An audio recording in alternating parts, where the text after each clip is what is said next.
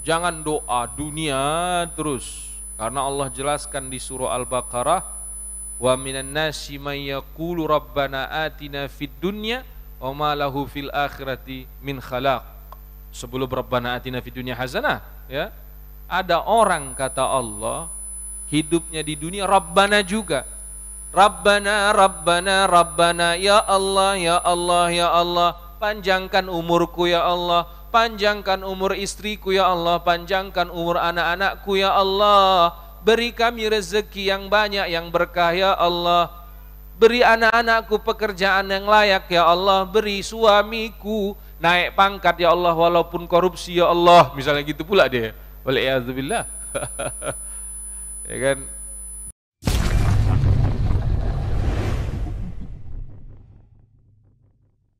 Di situ memang Allah bilang syaratnya lirabbika, karena Allah.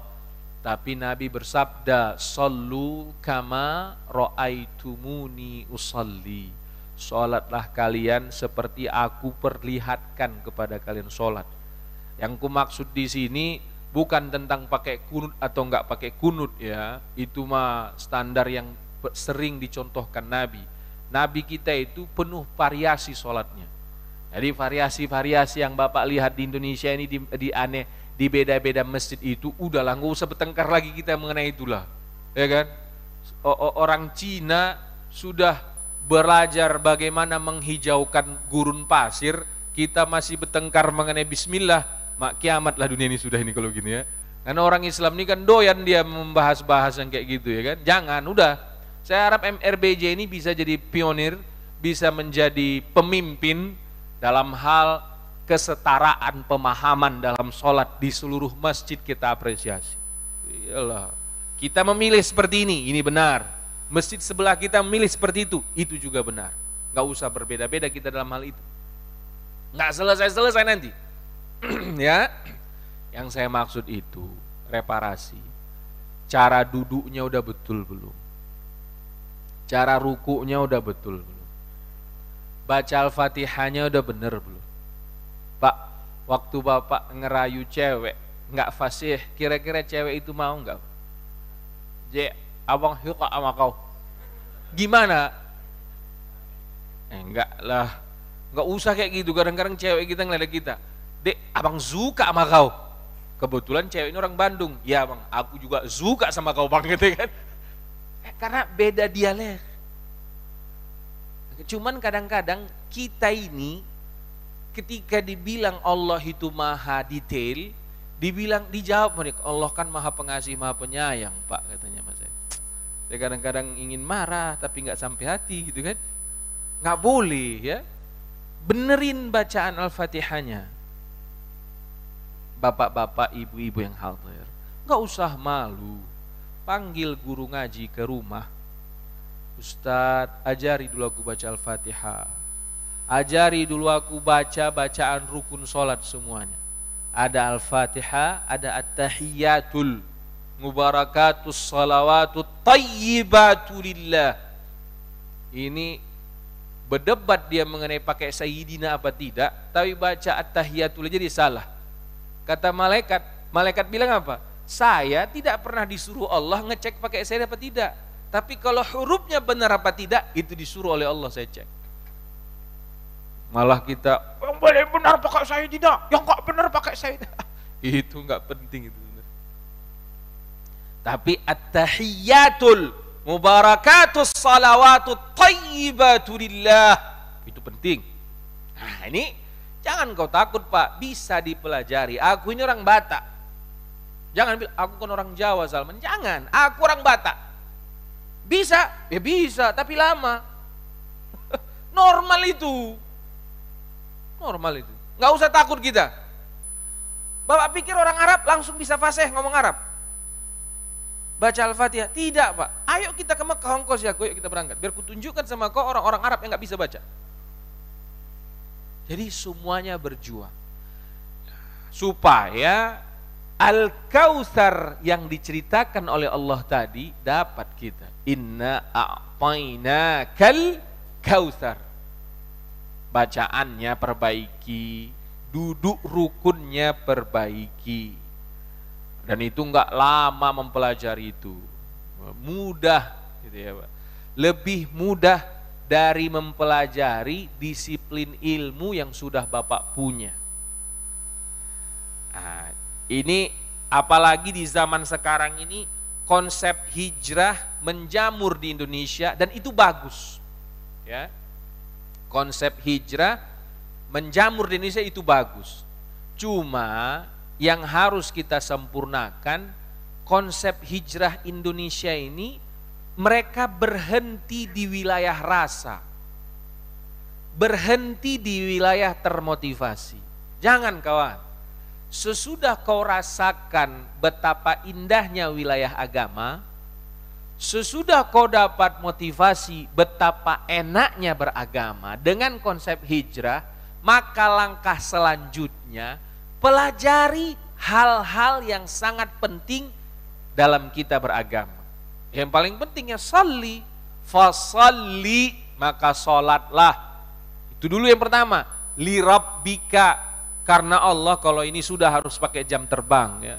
Saya juga dalam perjalanan hidup saya melaksanakan sholat, saya belum tahu apakah saya pernah ikhlas lillahi ta'ala sholat. Saya belum pernah tahu, karena yang tahu juga hanya Allah subhanahu wa ta'ala. Tapi saya berdoa kepada Allah, ya Allah beri saya isyarat kalau sholat saya ini sudah ikhlas, supaya ada legalah di hati.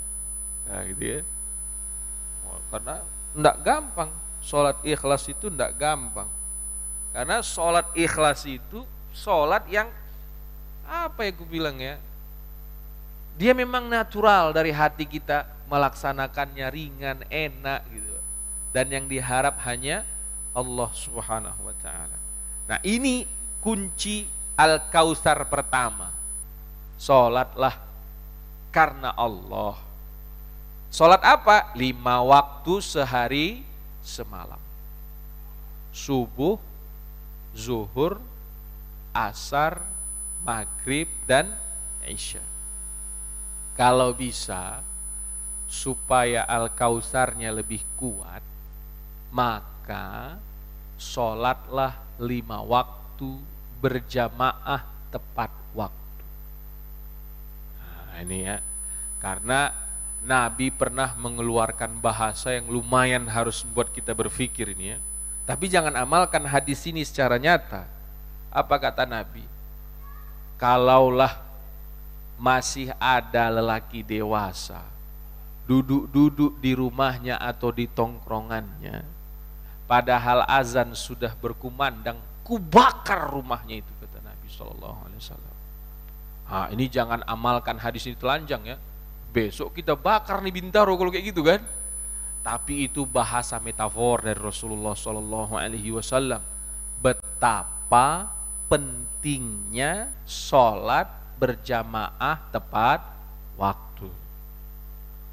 Maka Nabi pun bersabda, sholat berjamaah lebih disukai oleh Allah 27 kali dibandingkan sholat sendiri. Nah itu ya.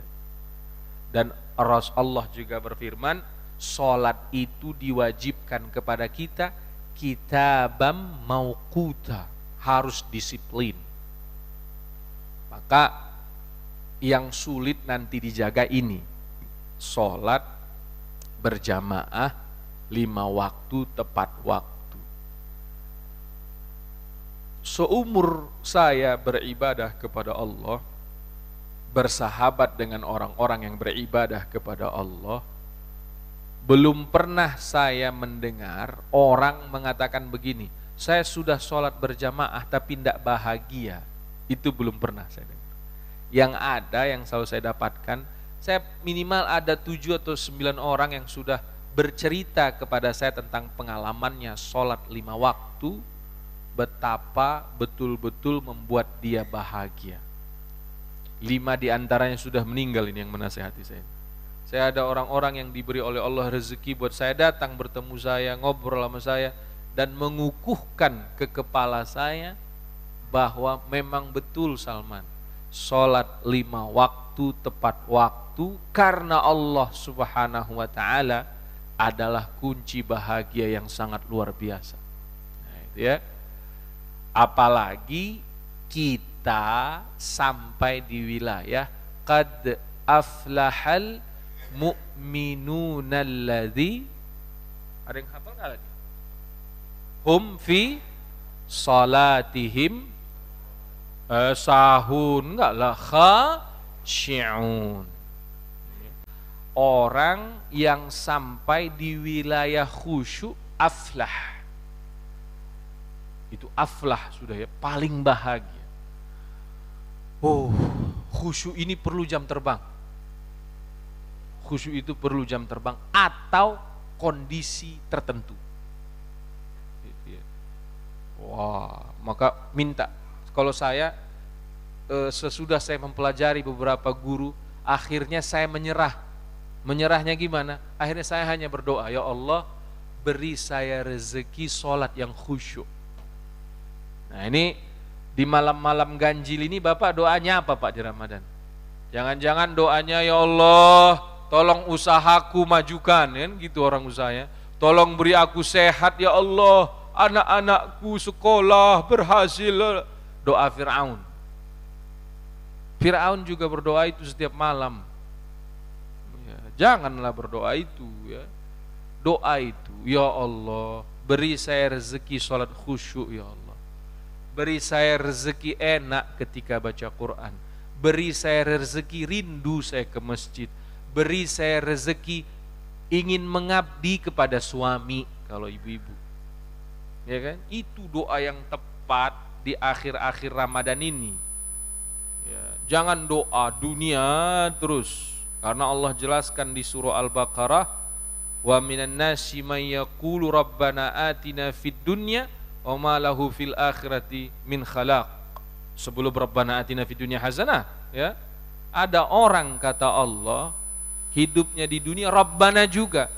Rabbana rabbana rabbana, ya Allah ya Allah ya Allah, panjangkan umurku ya Allah, panjangkan umur istriku ya Allah, panjangkan umur anak-anakku ya Allah, beri kami rezeki yang banyak yang berkah ya Allah, beri anak-anakku pekerjaan yang layak ya Allah, beri suamiku naik pangkat ya Allah walaupun korupsi ya Allah, misalnya gitu pula dia.